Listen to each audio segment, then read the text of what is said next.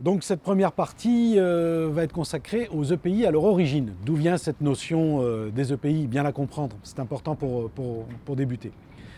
Alors les EPI, ça vient du travail, de la sécurité au travail. Et on va faire un préalable court au départ, c'est aborder la notion de danger et de risque. Le danger, c'est inhérent aux choses, c'est-à-dire que l'eau mouille, on peut se noyer dans l'eau, le feu brûle, on peut se brûler, on peut se faire mal. Le risque, c'est la façon dont on est exposé au danger. Et ça, le Code du travail a très vite codifié la façon dont, dans le monde du travail, on pouvait être exposé au danger et donc aux risques qui pouvaient en résulter. Il y a 3 choses à bien intégrer. C'est que la première des règles, quand on est soumis à un danger, à un risque, c'est de supprimer le danger quand on le peut. Si on est sur un échafaudage et que l'on risque de tomber, ou sur un toit et que l'on risque de tomber, le mieux c'est de mettre une protection, une barrière qui évite de tomber. On a éliminé le danger. Si on ne peut pas éliminer le danger, on essaie à ce moment-là de trouver un moyen de protection collectif.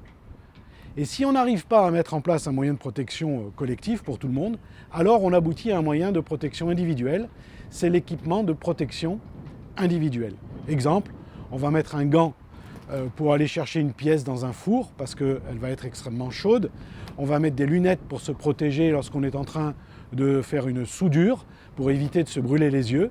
Ce sont typiquement des EPI, des équipements de protection individuelle.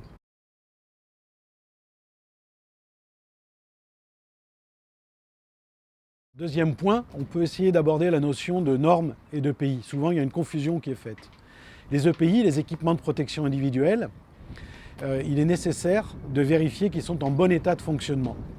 Un des moyens de vérifier qu'ils sont en bon état de fonctionnement est de se référer à une norme quand elle existe. Mais la confusion qui est souvent faite, c'est de croire que tout ce qui est normé est un EPI. Non, on peut utiliser des normes pour avoir un canevas permettant de vérifier si l'EPI est bien fonctionnel, mais il ne faut pas croire que tout ce qui est normé devient un EPI. Ce qui est EPI, c'est ce qui est très clairement défini dans la réglementation. Quels sont les EPI mentionnés dans la réglementation? Il faut faire la distinction entre, d'une part, le Code du travail, d'autre part, le Code du sport. Si on prend l'exemple des EPI SL et du Code du sport, je lis. Dans l'annexe 3, il est très clairement fait mention des masques de plongée. Donc là, il n'y a pas d'ambiguïté. Mais derrière cela, on parle d'articles de prévention de la noyade, tels que des bouées. On parle aussi d'articles de flottabilité, tels que des maillots de bain avec des flotteurs intégrés. Qu'est-ce qu'on peut en déduire? Pas grand-chose. Certains, en revanche, y compris parmi certaines autorités de contrôle, s'engouffrent dans cette voie pour dire que tout est un EPI SL. Pas du tout. Il faudrait qu'on comprenne exactement ce que veulent dire ces textes-là. Si le législateur avait voulu parler d'un gilet ou d'une combinaison de plongée, il l'aurait dit, tout comme il a parlé de masque de plongée. Donc comme il ne l'a pas fait, c'est qu'il considère probablement que dans les EPI SL, il n'y a que le masque de plongée. De la même manière, si on fait référence au Code du travail, il est fait référence à des appareils respiratoires pour intervention et travaux sous-marins. Pour intervention et travaux sous-marins. Très clairement, ça se réfère à la mention A des scaphandriers. Donc, est-ce que ça concerne tout le champ de l'enseignement en loisirs? La question se pose très concrètement. On a une grande difficulté d'interprétation des textes. Donc, il ne faut pas aller vite en besogne, il faut se poser, probablement discuter avec les autorités compétentes, mais se mettre très clairement d'accord sur l'interprétation des textes.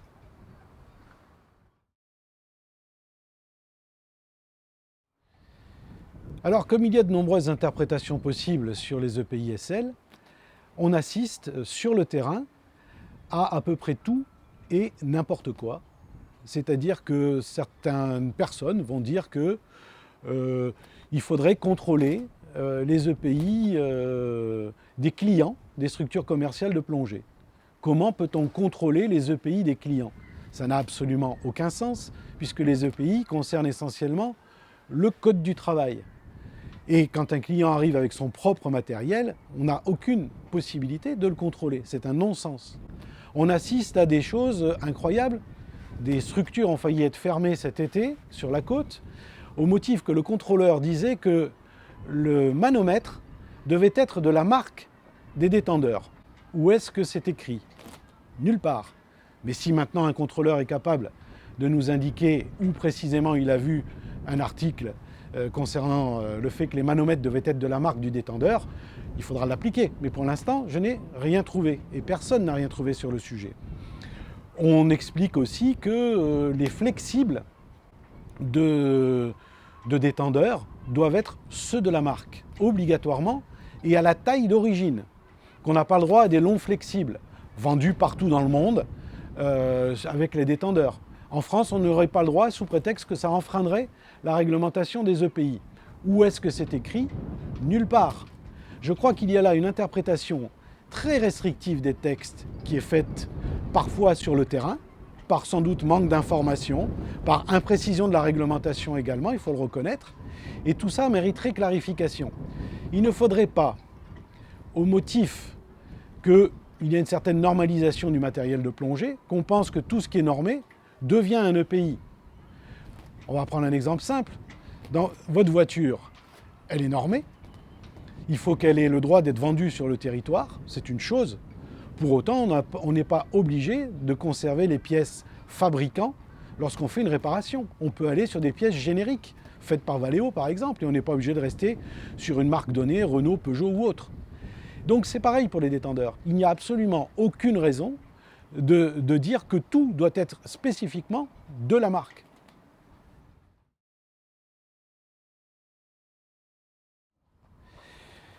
Et donc les normes, que disent-elles? Les normes, d'abord, il faut comprendre qu'elles s'imposent essentiellement aux fabricants. C'est-à-dire qu'on ne peut pas mettre sur le marché un produit, en tout cas en France, qui ne soit pas normé, qui ne corresponde pas à la norme CE. Ça va concerner le fabricant, ça va concerner le distributeur, ça va concerner le loueur de matériel. Mais un individuel qui aurait acheté une combinaison qui n'est pas normée CE en Asie ou aux États-Unis pourrait très bien plonger avec cette combinaison, il ne serait pas en infraction. Donc il faut bien faire la différence entre la mise sur le marché, la diffusion et l'utilisation. Si je suis une structure de plongée et que je loue à mes clients du matériel qui n'est pas normé CE, je suis en infraction. Mais si je suis un individuel qui utilise du matériel qui n'est pas CE, par exemple la combinaison de plongée, ça arrive parfois, eh bien je ne suis pas en infraction. Donc ça c'est une notion qu'il faut bien intégrer. La norme s'applique essentiellement aux professionnels du secteur. Alors les normes, on ne va pas rentrer dans le détail complet des normes, mais il va y avoir une norme, la EN 250 par exemple pour les détendeurs, une norme pour les combinaisons de plongée, et suivant les différents appareils, il y a différentes normes.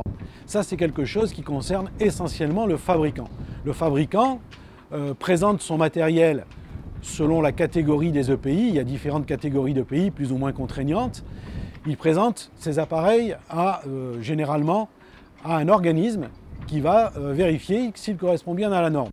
Il passe donc une SEM, ça s'appelle une SEM, qui va aboutir au tampon CE si le matériel est normé.